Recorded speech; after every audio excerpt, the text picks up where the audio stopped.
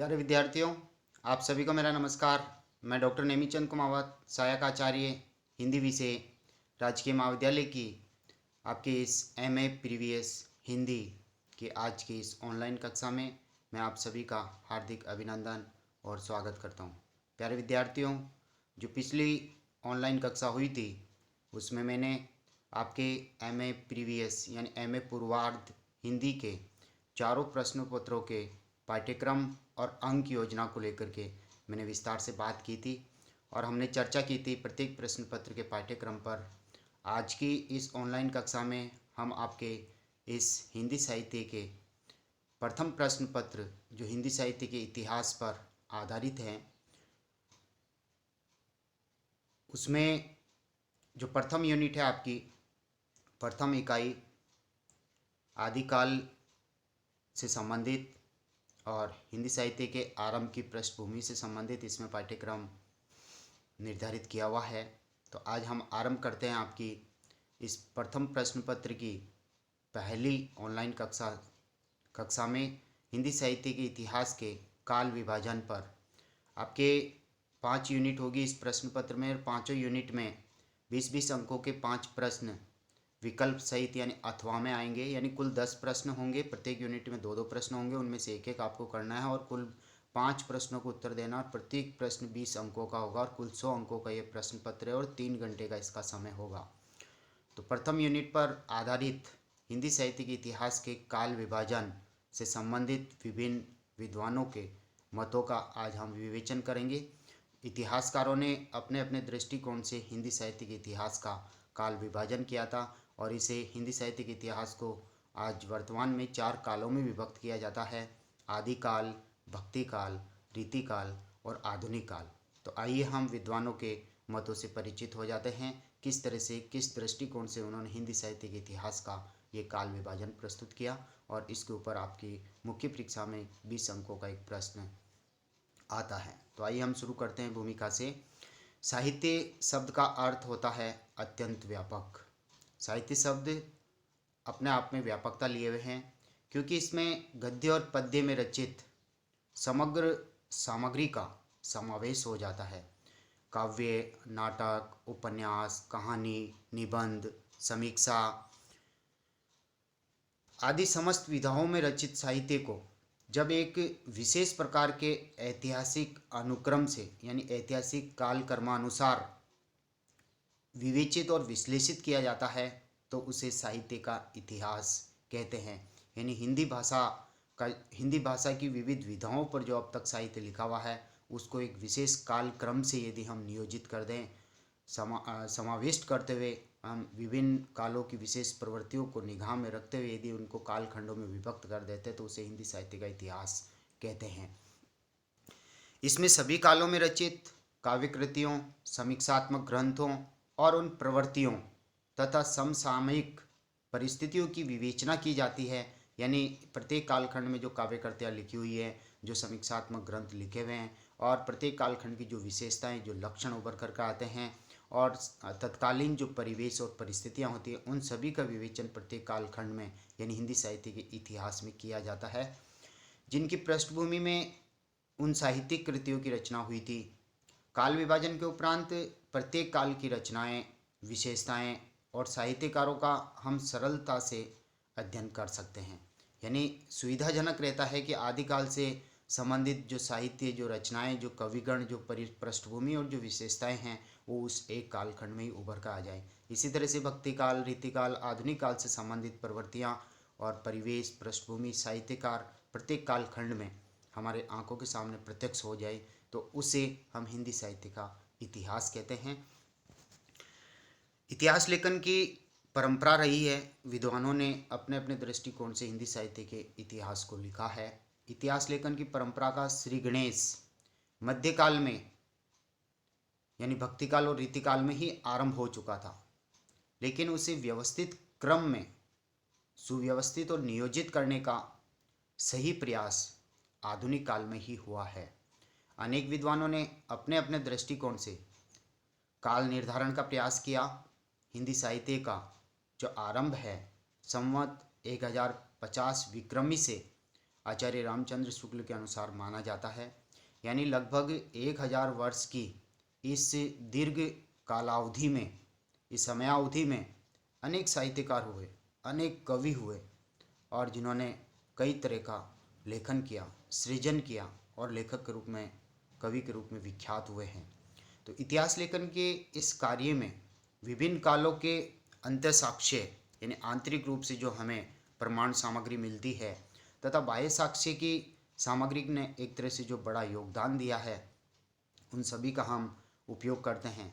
जैसे भक्ति काल से संबंधित आधारभूत जो ग्रंथ हमें प्राप्त होते हैं, उसमें एक तो 84 वैष्णवन की वार्ता, 252 वैष्णवन की वार्ता, भक्तमाल, गुरु ग्रंथ साहिब, भक्त नामावली, कविमाला, कालिदास हजारा, गोसाई चरित, संतबानी संग्रह आदि, ये 8-9 ग्रंथ हमें संक्षिप्त रूप से हिंदी साहित्य के इतिहास को एक आधार सामग्री के रूप में प्रस्तुत करते हैं। आदि संदर्भ ग्रंथ इसमें गिने जाते हैं, जिनमें भक्तिकालीन साहित्य के अनेक साहित्यकारों का कर्तृत्व, व्यक्तित्व यानी जीवन परिचय हमें उपलब्ध हो जाता है। इसी प्रकार बाह्य साक्ष्य के अंतर्गत प्रचुर सामग्री हमें राजकीय, सार्वजनिक एवं व्यक्तिगत जो शोध संस्थान हैं, जो पुस्तकालय हैं, उनमें भी सामग्री भरी पड़ी हुई है, वहाँ पर भी हमें आधार सामग्री प्राप्त हो जाती है। इन सभी का आधार ग्रहण करके अनेक छोटे बड़े हिंदी साहित्य के इतिहास के ग्रंथ अब तक लिखे गए हैं। शोध दृष्टि का विकास दिनों दिन हो रहा है, जिससे इतिहास लेखन का ये कार्य निरंतर आगे बढ़ रहा है। आज तक हिंदी साहित्य के संक्षिप्त, सुबोध और परिचयात्मक इतिहास ग्रंथों से लेकर वृहत यानी विशाल कोटि के हिंदी साहित्य के इतिहास ग्रंथ भी आज तक लिखे गए हैं। काल विभाजन के जो मुख्यतः आधार होते हैं कि किन किन चीज़ों की हमें जानकारी होनी चाहिए, या एक विद्वान, एक साहित्यकार या इतिहास लेखक जो हिंदी साहित्य के इतिहास लेखन का कार्य कर रहा है, वो किन किन चीज़ों से गुजरता है, किन किन बातों को अपनी निगाह में रखता है। तो आइए हम उन पर दृष्टिपात करते हैं। काल विभाजन और नामकरण साहित्य के इतिहास में अत्यंत महत्वपूर्ण स्थान रखते हैं कि प्रत्येक कालखंड का नामकरण और एक तरह से हिंदी साहित्य के इतिहास का काल विभाजन और उस काल से संबंधित समस्त सामग्री उसी कालखंड में समाहित करना, ये एक तरह से विशेष महत्व की बातें होती है और जिसमें बड़ी सावधानी से कार्य किया जाता है। सामान्यतः काल विभाजन के 6 आधार माने गए हैं कि जो काल विभाजन किया जाता है वो मुख्यतः इन 6 बिंदुओं से गुजर करके किया जाता है या किया जाना चाहिए।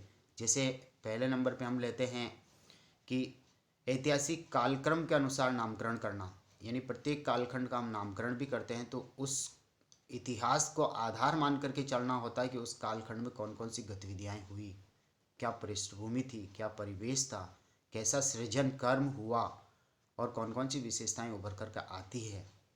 तो प्रत्येक कालखंड में जैसे आदिकाल, भक्ति काल, संक्रांति काल और आधुनिक काल, इस तरह से प्रत्येक कालखंड का नामकरण किया जा सकता है।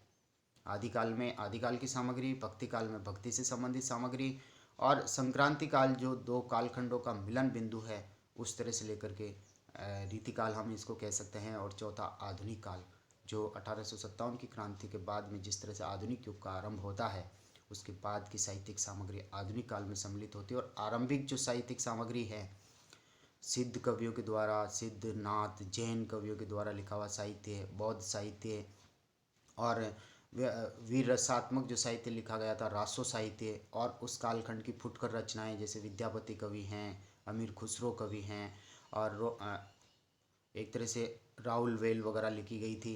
उक्ति व्यक्ति प्रकरण लिखा गया था। ढोला मारूरा दुआ कुशललाभ कल्लोल कवि के द्वारा रचित। तो ये जो साहित्यिक कृतियाँ हैं ये आदिकाल की पृष्ठभूमि में आती है, तो इसलिए आदिकाल में इसको रखा जाता है।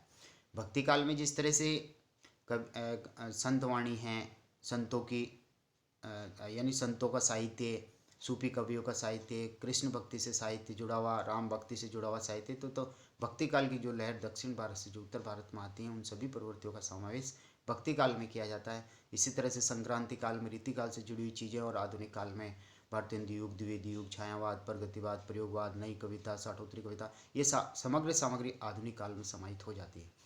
तो आइए हम आगे बढ़ते हैं। शासक और उसके शासनकाल के आधार पर नामकरण, जैसे जो नामकरण किया जाता है प्रत्येक कालखंड का, जैसे एलिजाबेथ युग, यानी ब्रिटेन की महारानी के नामकरण के आधार पर उस शासनकाल में जो प्रवृत्तियाँ उभर कर आती है वो उस कालखंड में समाहित हो जाती है। इसी तरह से विक्टोरिया युग, महारानी विक्टोरिया के शासनकाल में हुई चीज़ें, और मराठा युग यानी मराठों के समय में जो गतिविधियाँ हुई वो उस जो साहित्यिक रचनाएं रची गई, जो परिवेश और पृष्ठभूमि थी, वो उस मराठा युग में सम्मिलित होती है। तो एक तो है कि ऐतिहासिक कालक्रम के आधार पर पहला बिंदु, दूसरा है शासकों के आधार पर भी हिंदी साहित्य का कालक्रम या विभाजन किया जा सकता है। तीसरा है लोकनायक, यानी जो जनसेवक, पुरोधा जो बन के समाज में अग्रणी जागरूकता फैलाने वाले या जनसेवक के रूप में कार्य करने वाले होते हैं, राजनीतिज्ञ या लोकनायक, उनके आधार पर भी हिंदी साहित्य के इतिहास का काल विभाजन किया जा सकता है। जैसे चैतन्य काल, यानी बंगला साहित्य में जो लिखा गया साहित्य, वो चैतन्य युग के समय, महाप्रभु चैतन्य के समय, और गांधी युग यानी एक तरह से गुजराती, और गांधी जी का जो समय चलता है वो तत्कालीन समय उसमें सम्मिलित हो जाता है। तो एक तरह से लोकनायक के आधार पर, ऐतिहासिक कालक्रम के आधार पर और शासकों के आधार पर। और चौथे बिंदु की ओर हम चलते हैं, हिंदी के प्रमुख जो रचनाकार हैं और उसके प्रभाव के आधार पर नामकरण करना, जैसे रविंद्र युग और भारतेंदु युग, द्विवेदी युग, यानी भारतेंदु यानी महिमा मंडित व्यक्तित्व जो उभर कर आते हैं। इसी तरह से द्विवेदी युग यानी महावीर प्रसाद द्विवेदी जी के महिमामयी व्यक्तित्व के आधार पर भी उस कालखंड का नामकरण किया जा सकता है। इसी तरह से पांचवा जो बिंदु है वो है राष्ट्रीय और कोई सांस्कृतिक जो घटनाएं या कोई आंदोलन होता है उसके आधार पर भी कालखंड का नामकरण किया जा सकता है। जैसे भक्ति काल, भक्ति की एक विशेष प्रवृत्ति उभर कर आती है, और पुनर्जागरण काल जो 1857 की क्रांति के बाद आरंभ होता है, और सुधार काल, जैसे द्विवेदी युग को सुधार काल के नाम से जाना जाता है, और स्वातंत्र्योत्तर काल यानी स्वाधीनता प्राप्ति के बाद 1947 के बाद का जो कालखंड है उसको इस नाम से अभिहित किया जा सकता है।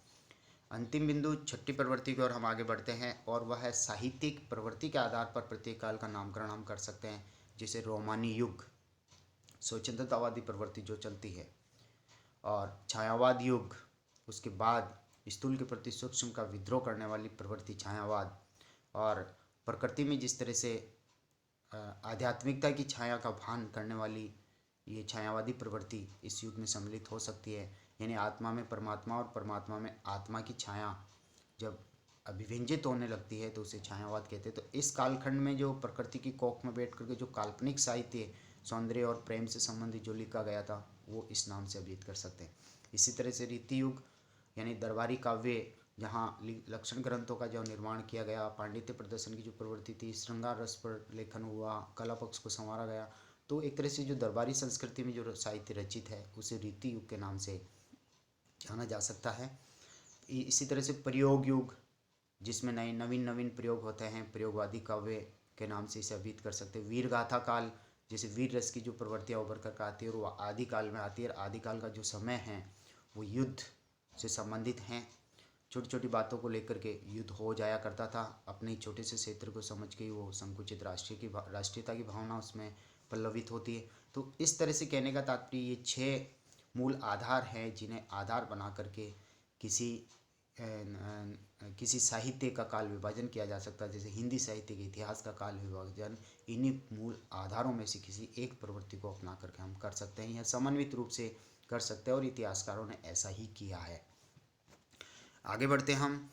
इस प्रकार काल विभाजन के जो आधार हैं, आधारकर्ता, प्रवृत्तियाँ, विकासवादिता आदि कुछ भी हो, किंतु किसी एक आधार को सर्व स्वीकृति की श्रेणी में नहीं रखा जा सकता।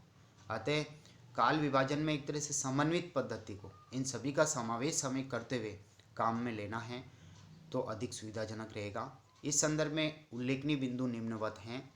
जैसे कुछ बिंदुओं की ओर हम चर्चा करते हैं। ये काल विभाजन साहित्यिक प्रवृत्तियों की समानता का आधार पर होना चाहिए, यानी उस युग की जो साहित्यिक प्रवृत्तियाँ वो एक जैसी हमें झलकनी चाहिए। दूसरा बिंदु है कालों का जो नामकरण होता है वो यथासंभव मूल चेतना, प्रधान प्रवृत्ति कौन सी है, मुख्य प्रवृत्ति को उभर कर आती है। जैसे आदिकाल में वीर रस की प्रवृत्ति, भक्ति युग में भक्ति की प्रवृत्ति, और रीति काल में जिस तरह से श्रृंगार वर्णन की प्रवृत्ति या फिर लक्षण ग्रंथ लिखने की प्रवृत्ति उभर कर आती है, उसी तरह से आधुनिक काल में जन जागरण की प्रवृत्ति उभर कर आती है। और तीसरे बिंदु है युगोयन कालों का जो सीमांकन मूल प्रवृत्तियों के आरंभ और समापन के अनुसार होना चाहिए, यानी उस युग की जो मूल प्रवृत्ति है कब वो आरंभ होती है, कब उसका समापन होता है, उस आधार पे भी हमें उसका नामकरण कर देना चाहिए, विभाजन कर देना चाहिए। और काल की जो मूल प्रवृत्ति का निर्धारण प्रमुख ग्रंथों के आधार पर भी करना चाहिए कि प्रमुख ग्रंथ उस कालखंड में लिखे गए हैं और वो प्रवृत्तियाँ जो उभर कर आती है क्या अन्य समकालीन प्रवृत्तियों में भी वह है या अन्य सृजनों के अन्य कवियों ने या लेखकों ने जो सृजन किया उनमें भी उभरती हुई हमें दिखनी चाहिए। तो इस आधार पर ये काल विभाजन किया जा सकता है। तो प्यारे विद्यार्थियों, आज की इस ऑनलाइन कक्षा को हम यहीं समाप्त करते हैं। जो अगली जो ऑनलाइन कक्षा होगी उसमें हम हिंदी साहित्य के प्रमुख इतिहासकारों के द्वारा जो काल विभाजन प्रस्तुत किया है अपने अपने इतिहास ग्रंथों में, हम वहीं उसी क्रम को जारी रखते हुए हम अगली ऑनलाइन कक्षा में पढ़ेंगे। आप सभी को बहुत बहुत धन्यवाद। आप सभी से आग्रह है कि कॉलेज के इस यूट्यूब चैनल को आप सब्सक्राइब जरूर करें और इन वीडियोज़ को आप लाइक करें, क्योंकि सब्सक्राइब करने पर ही महाविद्यालय में आपकी ऑनलाइन उपस्थिति सुनिश्चित हो सकेगी। आप सभी को पुनः बहुत बहुत धन्यवाद। जय हिंद, जय भारत।